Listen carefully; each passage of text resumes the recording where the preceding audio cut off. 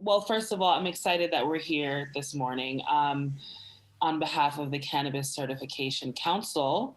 And my name is Reaux Johnson, and I work at the Council on Marketing and Communications. And a big part of our programming for this year is really centered around using all of our resources to elevate the voices and the mission of businesses, companies, brands, and things of that nature that connect with our values and mission around sustainability.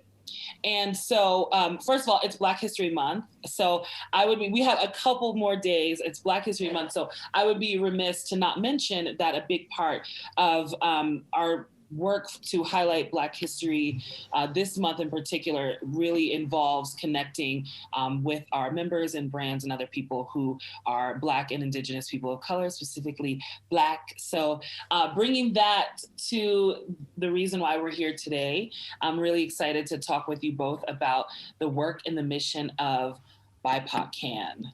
So I have a million questions, first of all, which I'm really excited about. So just go with it. But I want to start by having you both introduce yourselves, give us a little bit of background. And I want to start with Zach, because then Ernest, I'd love for you to segue your introduction into the founding of BIPOCANN. So take it away, Zach.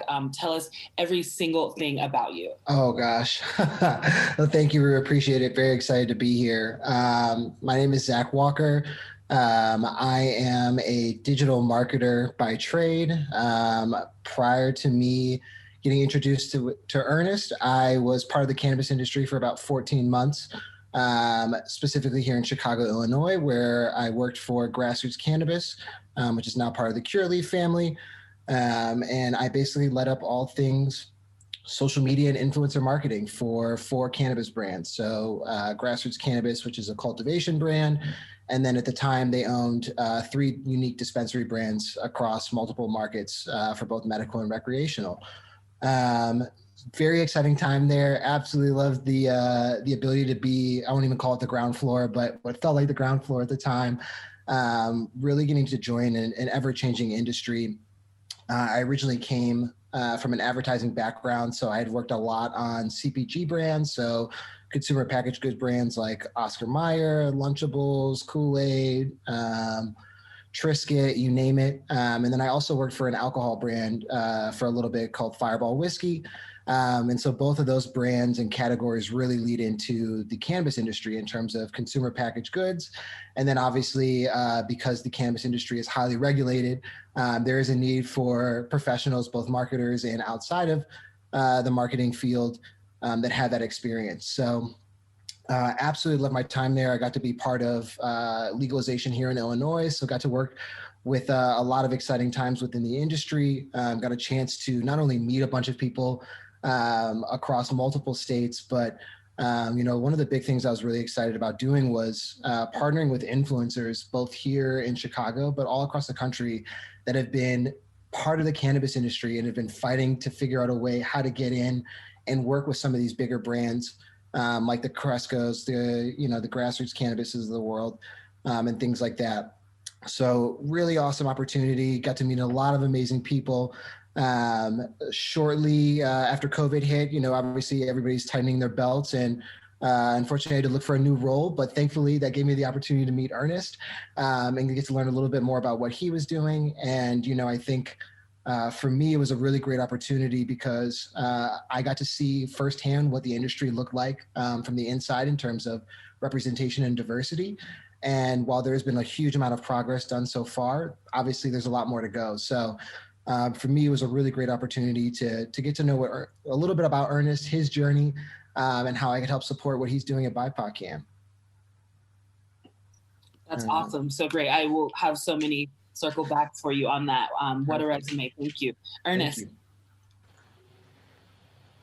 Thank you. Hey, good morning. Yeah, Zach, that was good. It was nice to, I know we talked about your background a lot, but it was good to hear it again. Yeah, hey everybody, I'm Ernest Toney. I'm the founder of BIPOCANN, and I can tell you a little bit about my journey and sort of how this came to be.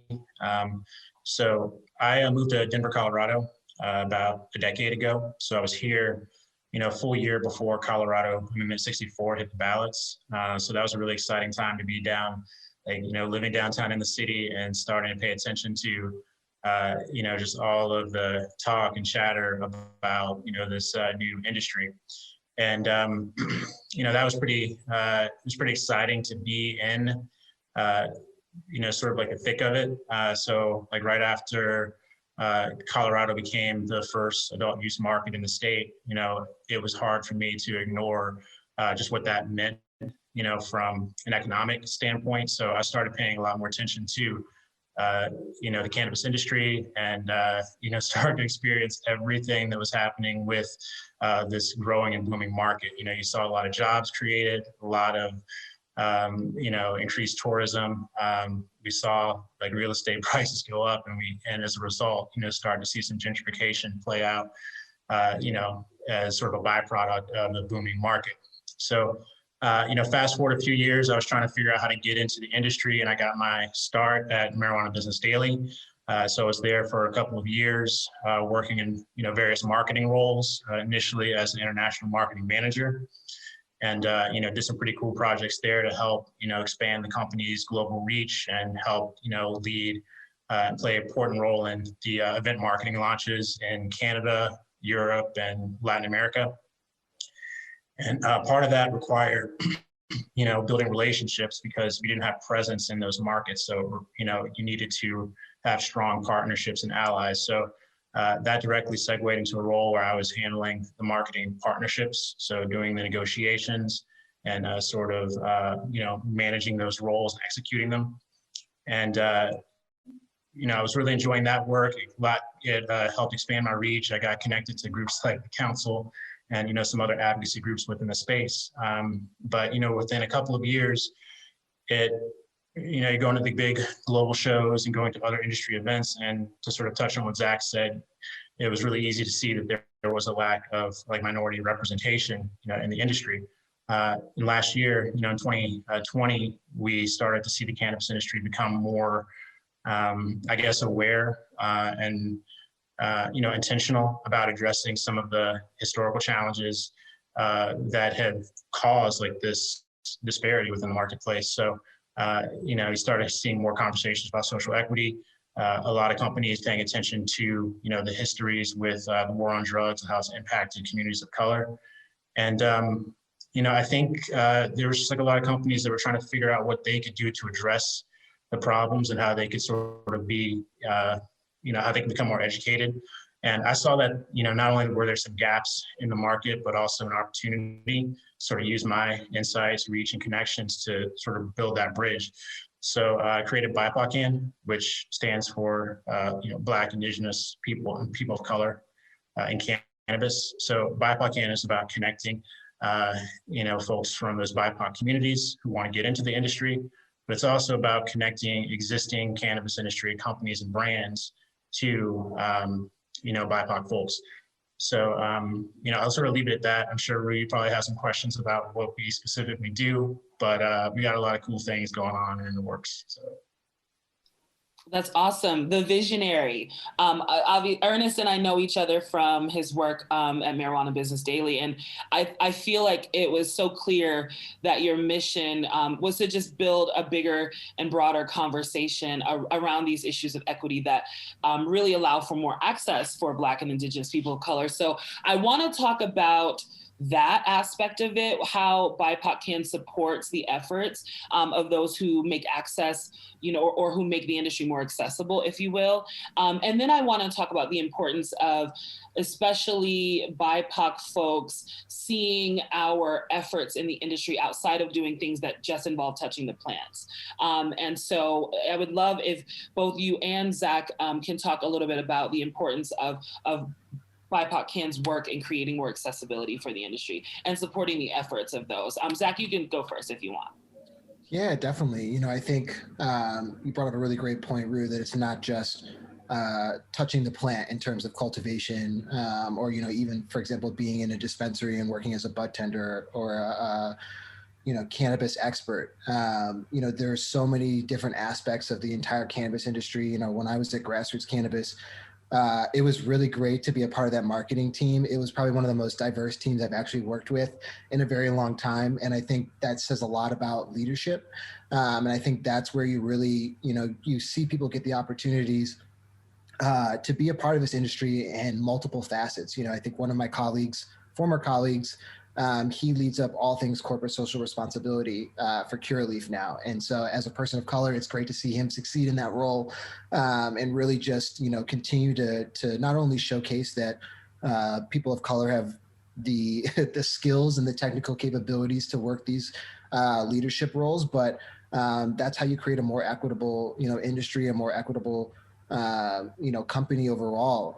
I think, another big thing that I was really excited about was partnering with and identifying people of color who have already been in the cannabis industry. One person that I'm a huge fan of and continue to love to see his growth is Chef Manny Mendoza and his team at Herbal Notes. They're based in Chicago. Manny had basically been doing fine dining cannabis inspiration, almost pop-up meals and things like that. As soon as legalization hit, he hit the ground running. He knew what he already wanted to do. He wanted to showcase that people of color have a place in this industry. And not only was his growth recognized here in Chicago, but across the country.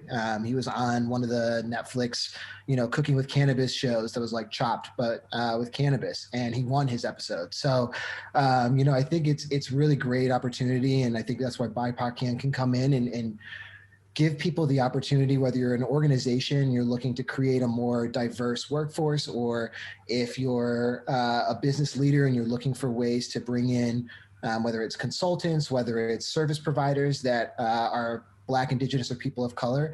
I think BIPOCANN is a really great opportunity to help change what this industry looks like and make it easier for business leaders to make that happen. Yeah, that's okay. So that's so important because it is definitely about skill and talent and connection and access and all of that, right? But none of that means anything if business leaders aren't making a point to be very specific about bringing in Black and Indigenous people of color in the cannabis industry, specifically those who've been affected by the war on drugs or who are from those communities. So that's really important. And I'm going to check out that Netflix episode. Thanks for bringing that up. Yeah, of course. Yeah, that's very cool. So, and Ernest, yeah, I want you to speak to that. And then also be very specific, like what does BIPOCANN do? Like how can we bring more people into the fold who can really access this network? Yeah, absolutely. I'll sort of focus on a few different areas. You may have heard this saying before, but when you're talking about representation, it's about you can't be what you can't see. So when you're walking around, at conferences or sort of taking a look at the makeup of the industry, and you're looking at, the boardrooms and executive leadership, and then if you just look at the sheer business ownership within the industry, whether it's dispensary or ancillary, which are the businesses that support it, you just don't have a lot of representation from Black and Brown or BIPOC communities. So that's why visibility plays an important role in that. So one of the things I want to do is get someone like Zach who has expertise in amplification, so that we can highlight the companies that join our membership network, or the companies that support or sponsor us, making it very intentional to use our platforms, working with partners so that we can be seen through conferences, through interviews, podcasts. That visibility, the more that you're out there, the more that you can get your brand out there, the more that people start to recognize what you do, and you tend to elevate the folks who are associated with you. So visibility definitely is going to continue to be an important part of it. But in terms of the brass tacks of how to actually make the impact, there's a few different things that we do. I mentioned that we have this business network, our BIPOC Cannabis Business Network, and we have that available for anyone, any company that is interested in participating. And when they join, there is that opportunity for us to promote. First off, we have a lot of different marketing pieces that we use to sort of recognize them for their support, but we end up building this growing community. Okay, so we know companies that align with our mission and that have said that they want to, work with us and work through us to, play that role in being more connected to diverse, populations. And then we can start bringing folks together. So a lot of times when you hear folks talking about social equity, policy is very, very important, but it's only one of the levers that you can pull. So very much, paying attention and being involved, with, legislators and, doing some advocacy works in different markets to try to use our expertise and use our network to make sure that new bills, for example, include, provisions that are going to help the communities that have been most impacted. So that's one piece that we're always going to be, fighting for. But when it comes to the specifics, we're also working on some workforce, diversity and workforce solutions. So you can sort of think of us as being that bridge, being that middleman. So if your company is, recognizes that you have a lack of representation, in your workforce, then you can work with us so that we can help, consult, identify what your goals are and see if we can be a resource to sort of help that. So that's one way that, one thing that you'll probably be seeing more of in the next few weeks, starting to build out a job board where, member businesses and companies that want to source candidates through us, for example, could go. That's amazing. So I think there's a couple of things that can really be beneficial when it comes to advancing the conversation about inclusion or diversity, which I feel are all really buzzwords, especially over the past 10 months, right? But it is important. And I think that one thing that we talk about when it comes to social equity is, finding the folks who can most benefit or who have been most impacted. And that is so important. On an ancillary supportive business note, how can someone who maybe does not live in a zip code that was, impacted by the war on drugs, but they have a really strong, marketing mind, or they have, a really great understanding of how to work the internet. All these young kids who are 21 and 22, they all know how to work the internet, way in very different ways, right? But maybe they don't have sort of that equity foundation. How can they see themselves as a part of this conversation of introduction to the cannabis industry? And I'd love for both of you to answer that. Gotcha. Yeah, I'm glad you brought that up because that's a really important piece to focus on, right? This industry is not just about dispensary ownership. And a lot of times when I speak to folks, especially back at home, Virginia and other communities, it's I want to get in, I want to start a dispensary. Well, that's cool. I'm not trying to deter you from doing that. But it's also very competitive. There's a long waiting game. There's a lot of funds that you have to raise. So we're trying to also educate and let people know that there are other opportunities to participate in this industry. And I believe personally, the barriers to entry are lower, on the ancillary and supporting side. And I think the opportunities to grow and scale quickly are higher that way too. So one of the things that we do is try to figure out how we can be that resource to for folks who have a service, or if they want to be a vendor, if you specialize in something that's marketing or finance or accounting, or if you do a business that you believe is going to provide benefit to this industry, then we want to connect you so that not only can you be a part of our network, but when we're working with a company that says that they want to have diversity in their vendors, we can then again be that matchmaker and connect you. Yeah, that's great, Ernest. And I think with what I would tell myself at a younger age, I think if you're looking for ways to get involved, sometimes it's just as simple as just asking, right? It feels weird to do that, just email an organization, or there are plenty of nonprofits that need people who can help with digital marketing, that can help with finance, that can help with business logistics. Some of these organizations have been doing it scrappy for years and would love to see an email come in and say, hey, I have X, Y, and Z skill. Do you have a need for me? Maybe the answer is no, but more often than not, those types of organizations will find a way to put you to work. I think to Ernest's point, like there's sometimes you just got to ask, but I think it gives you a real great opportunity to see how you can help make a change, even if it's not in the most direct way that you think would be possible. Yes, agree with that. You have to get in the game 100%. So action items, right? So, and I feel like we have twofold. How can businesses join the network so that potential candidates can see that they are a great business that has met this criteria based on how you both have vetted it? How can businesses connect with the network? And then also, how can individuals, is their best method to join as members, or should they peruse the job board when that you already have sort of the network already created on the website? But what's the best way for folks to find an action and take an action to be involved with BIPOCANN? Yeah, I would say like if you're interested in joining, whether it's an individual or a business member, then first off, you go ahead and visit the site. It's bipocann.com, BIPOCANN.com. You can also send an email at info@BIPOCANN, and that's going to be a good way for us to start the conversation.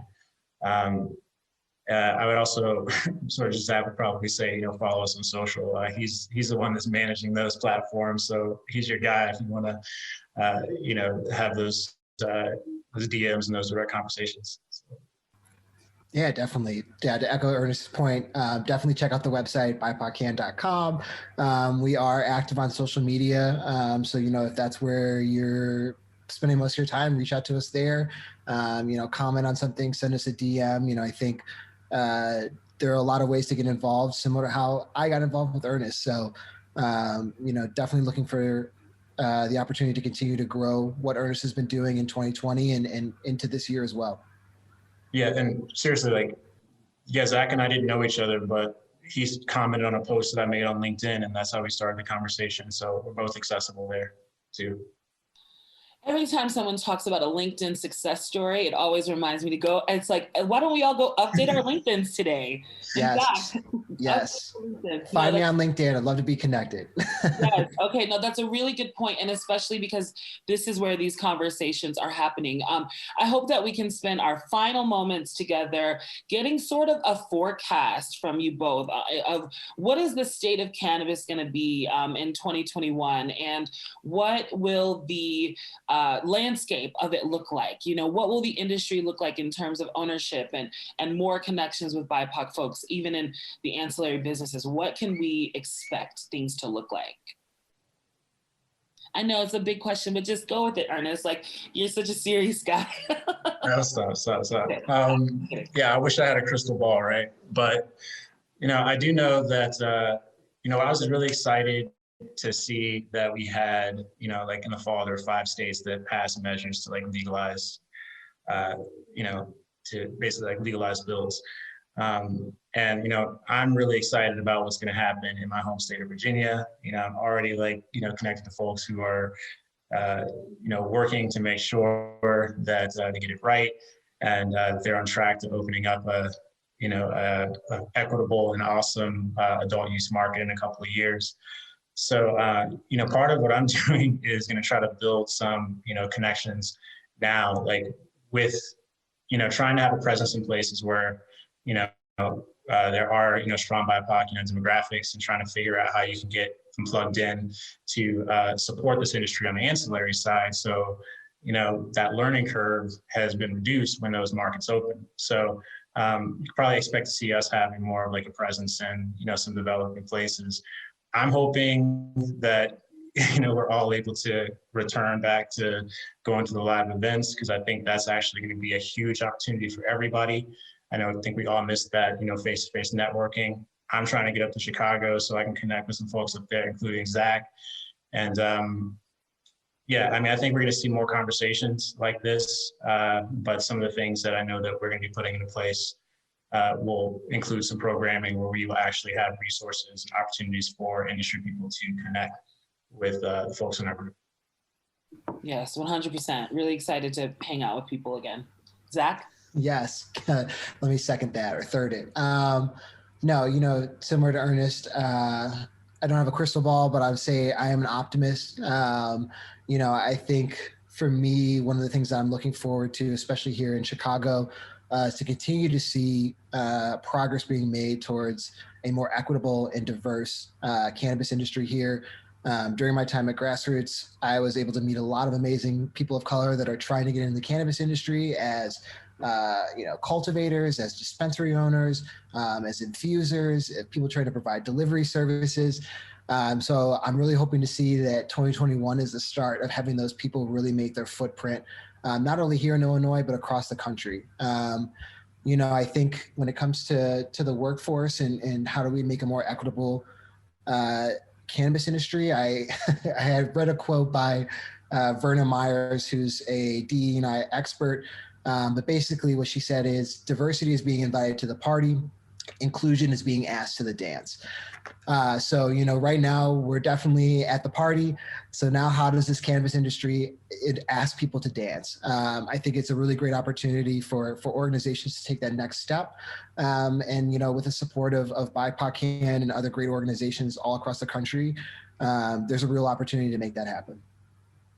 I love a good metaphor. Thank you. That was great. And I agree that it's going to be really important for all of us to connect with each other and really utilize the resources that are necessary and that we've got available. And I do have a crystal ball, but I can say, even without looking into my crystal ball, that BIPOCANN is really going to help lead the cause and really take up this movement. So thank you both for your time today. And I encourage everyone to visit all of the website links, which we will be sure to include in the email. There's a question. Let me get to that really quick.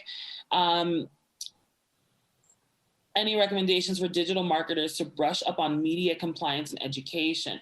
Social is such a tricky place for this industry. True. Ernest, you want to take the lead on that, and I could follow up from my my expertise?